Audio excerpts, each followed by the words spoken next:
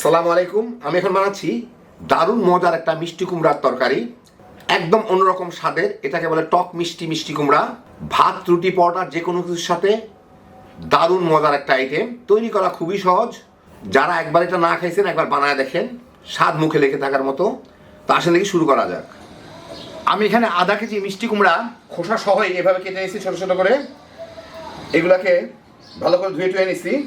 এগুলাকে আমি অল্প একটু হলুদ দিব, আধা চা চামচের মতো দিয়ে আমি এটাকে সিদ্ধ করে নিব।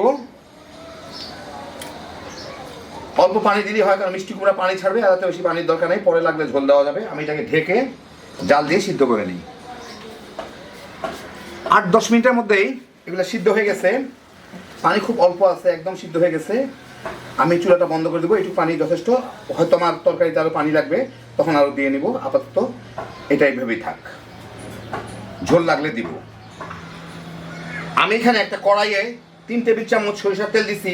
এর মধ্যে আমি দিব আধা চা চামচ আস্ত মেথি, 1 চা চামচ আস্ত জিরা, 1 চা চামচ সফ বা গোয়া মৌরি, 1 চিমটি হিং। হিং কেউ চালিয়ে দিতে পারে, না চাইলে না থাকলে না দিয়ে অসুবিধা নাই। আর 2টা বড় সাইজের দেশি পেঁয়াজ আমি কুচি করে কেটে নিয়েছি, ফালি করে কেটে নিয়েছি আর কি, এটাকে বেরেস্তার মতো যাতে হয়। এগুলা দিয়ে আমি একটু ভেজে পেঁয়াজটাকে একটু লালচে বেরেস্তা টাইপের করে নিব আর কি, একটু ভাজা ভাজা টাইপের আর কি, বেশ ভালো ভাজা ভাজা টাইপের, একটু না ভালো ভাজা ভাজা টাইপের।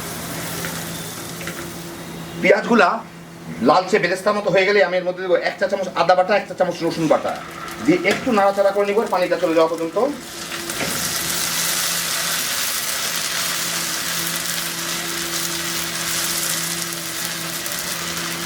একই সাথে আমি দিয়ে দিই 4টা কাঁচামরিচ এভাবে ফালি করা বা কাটা আর কি, ওগুলা দিয়ে দিলাম।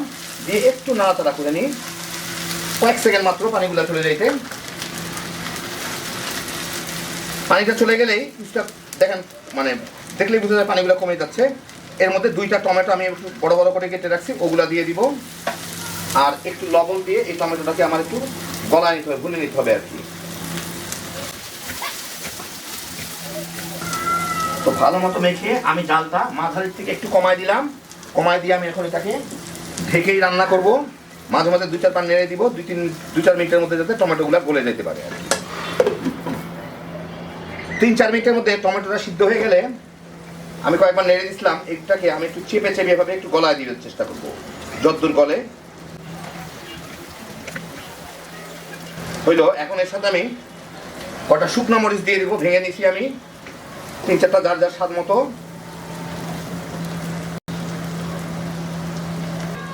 1.5 চা চামচ ধনিয়ার গুঁড়া, আধা চা চামচের একটু বেশি হলুদের গুঁড়া, স্বাদ মতো মরিচের গুঁড়া দিয়ে এইটাকে একটু ভেজে নিব। টমেটোর একটু পানি আছে, অসুবিধা নাই, এটার মধ্যেই হয়ে যাবে, অতিরিক্ত কোনো পানি দেওয়ার দরকার নাই। আমি এখন জালটাকে মিডিয়ামে নিয়ে যাই।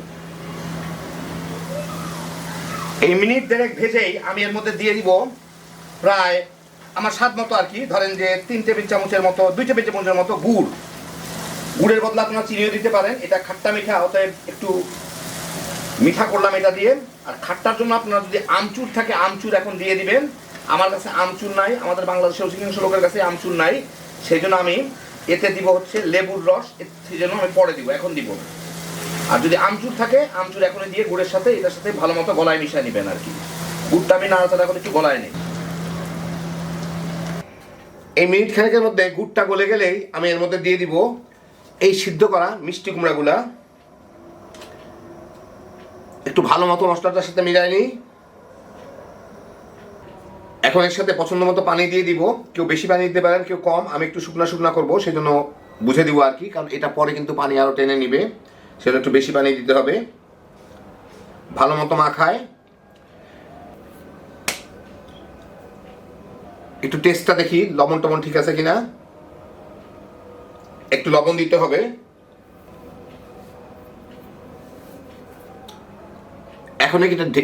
এখন এটাকে ঢেকে আমি মাঝারি আছে 4-5 মিনিট জাল দিব।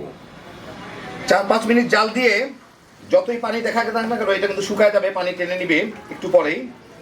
মানে মিষ্টি কুমড়া পানি টেনে নেয় সাধারণত, অত ঝোল থাকবে না। এর মধ্যে আমি কতগুলা ধনিয়া পাতা কুচি দিয়ে দিব,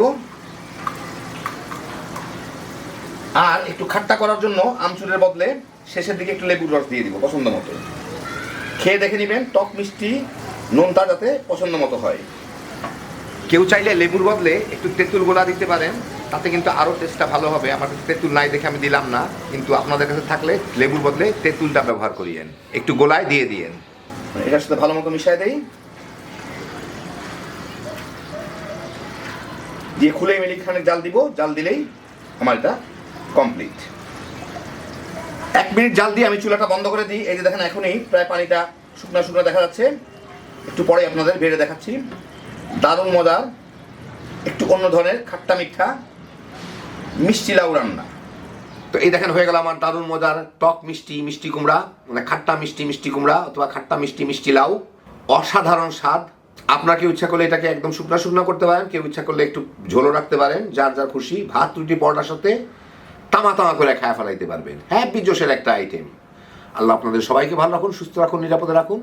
ইনশাল্লাহ বেঁচে থাকলে আবার দেখা হবে। আল্লাহ হাফিজ।